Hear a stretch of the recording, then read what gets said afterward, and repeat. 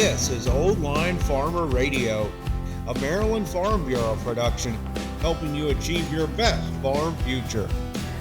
Hello and welcome to Old Line Farmer Radio. My name is Parker Welch and I'm the Executive Director of Maryland Farm Bureau, and I'm your host this week. It's currently March 27th and the estimated average price of corn in Maryland is $4.86 per bushel, and soybeans is at $9.52 per bushel, a small drop from last week. Senate Bill 931 and House Bill 1036 are currently being debated in the Maryland legislature, which would allow the state to override local zoning laws to build solar energy projects on productive farmland. Maryland Farm Bureau is opposed to this bill for its undermining of local authority and its potential to take farmland out of production. We encourage you to oppose this bill by writing your lawmakers at mdfarmbureau.com/action-center. Earlier this month, when the bill was being heard in the legislature, a Caroline County father-daughter duo, Matt and Kaylyn Jones, testified in opposition to this bill in a lighthearted moment in an otherwise contentious hearing. Our very own Kara Hutchison speaks with the Joneses on their experience and why they chose to speak out. Kara Hutchison with Old Line Farmer Radio. I'm here in Greensboro, Maryland with the Jones family. How are you guys doing? Doing good. So, can you guys tell me a little bit about your farming background?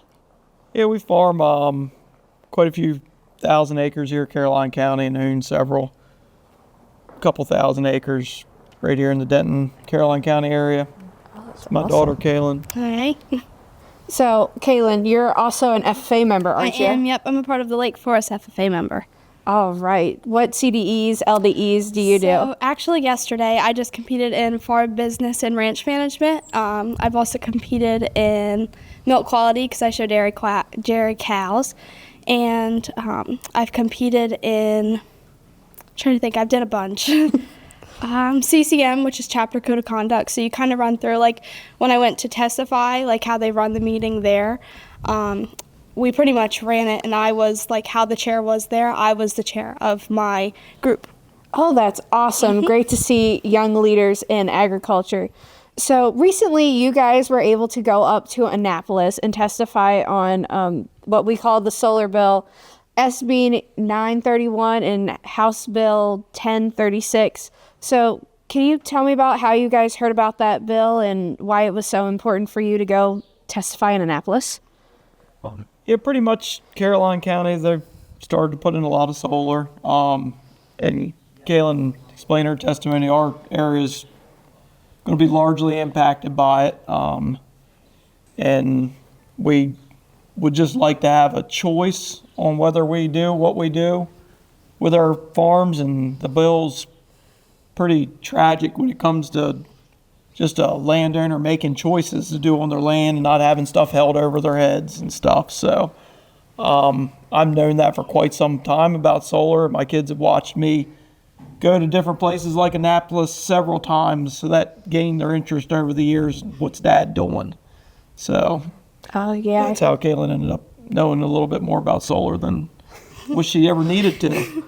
Yeah, so. Say, I have a few of those topics too. What did it mean to you, Kaylyn, especially going down there in that blue jacket, which, I mean, mine still sits in my closet, so it gives you that special feeling. What was that like as an FFA member? It meant a lot. It was really important to me to be able to share my input and just to be heard, because I felt like it's my future that they're impacting as well, not just current farmers. So I really, really enjoyed it. And generally, I almost didn't do it because I was literally so scared to go up and voice my opinion. But getting the push from my dad to go up and say what I truly thought and my concerns was huge for me and generally all the other families and farmers who are going to be affected. Oh, that's awesome. It's great to hear young people coming out and farmers advocating for themselves, because who else is going to do it for us? Yeah, nobody. No. So, Kaylyn, a specific question for you.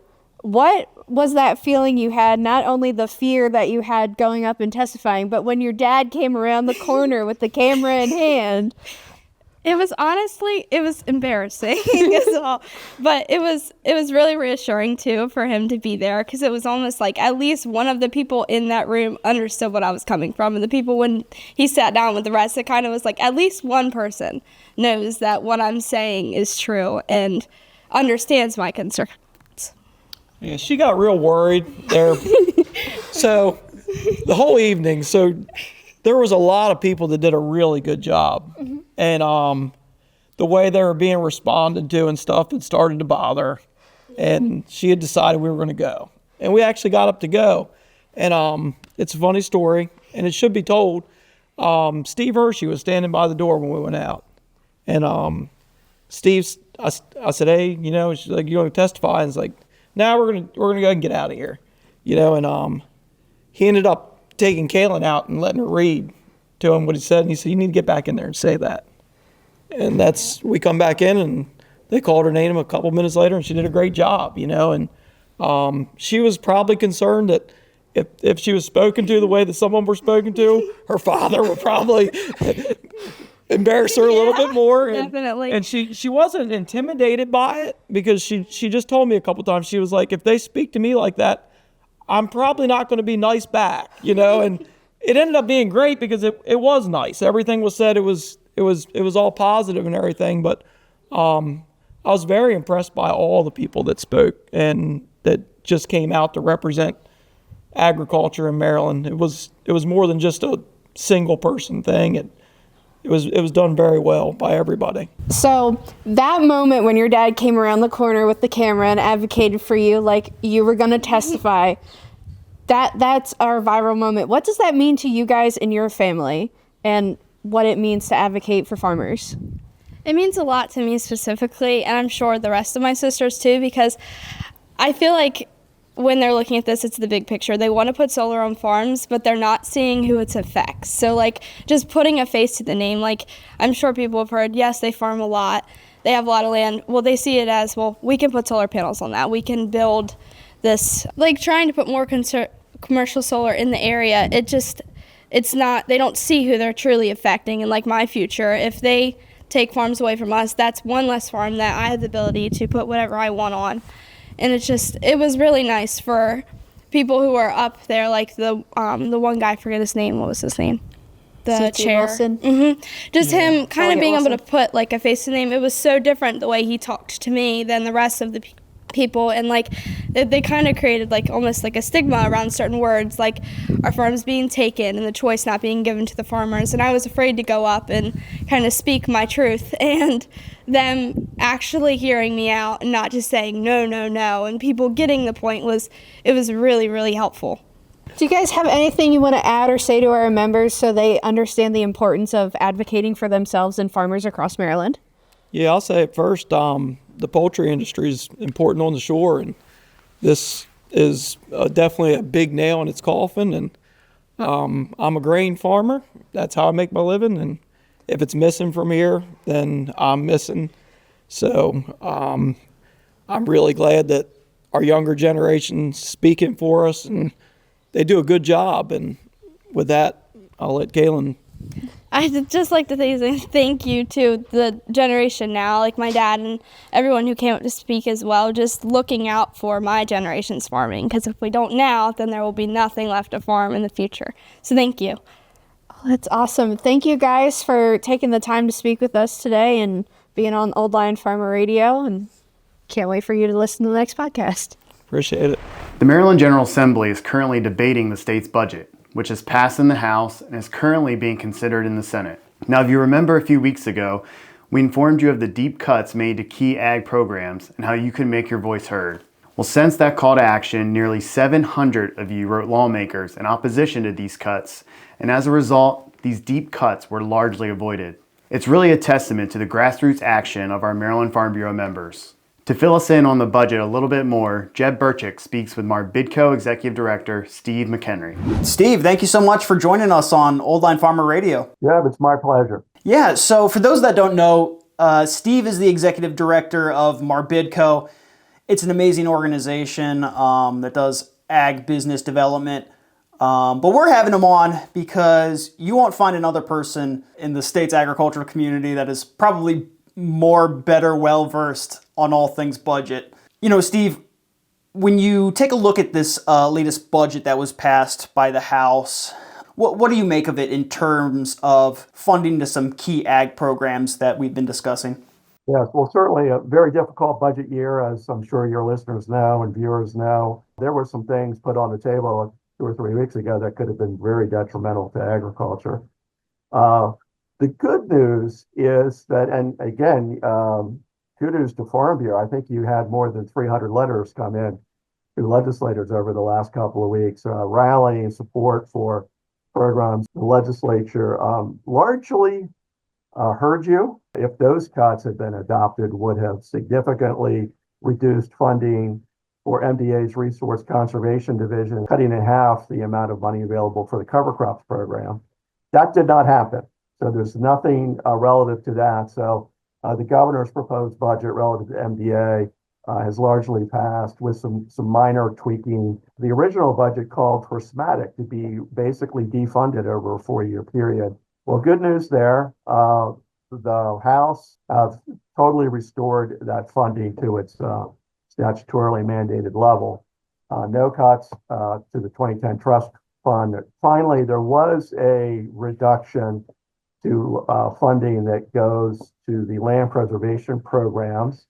The good news here is it sounds like it's a huge cut, but MALF is actually planning a 2-year program for fiscal 26. So it actually is holding funds it received this fiscal year and was going to couple them with the monies it was going to get next year.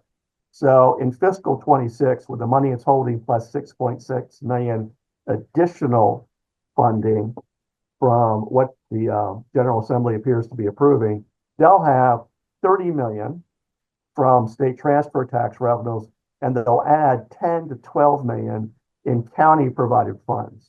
So they'll have a $40 to $42 million program next year. So it looks like MALF is going to continue to operate. It won't have a record amount of funding like it's had in some recent years, but certainly not a very, very low level of funding either. So good news, I think, on the whole. Yeah, and obviously you have all the cool financial numbers. I just want to have one little correction on those grassroots numbers. We actually had, I just checked, nearly 700 messages that were sent to legislators. So it's really kind of viewed that as a cool grassroots victory and farmers making their voices heard. So I think just kind of in relation to that, just given the financial situation of the state, we knew tough decisions had to be made. So I think all things considered, do you view this as a victory for the state's ag community? Absolutely. I think, just the turnout from farmers to voice their concern for MALF and the MDA programs was critical. Now, obviously, there were other groups that are very interested in land preservation, environmental groups and conservation groups. But it was a team effort. It takes everybody speaking up. And kudos to you guys at Farm Bureau for all you did. Yeah, that's awesome. So I'm just kind of curious, what does the road ahead look like for the bill? I know that it passed last night in the House. It's going to go to the Senate. Do you see any major changes happening with the bill between then and potentially if it goes to a conference committee?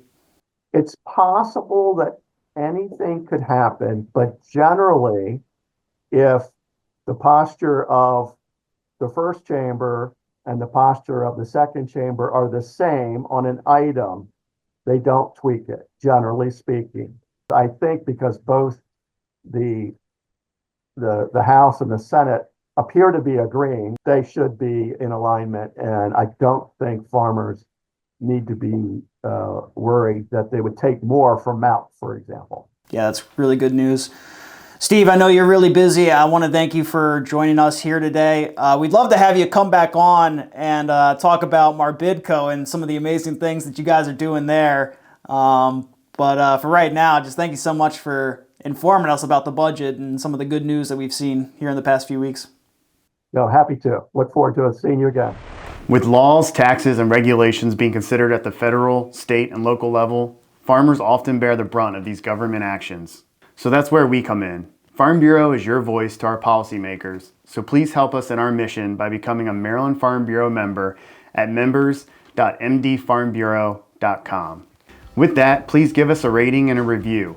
And if you learned something today, please share this podcast with your friends.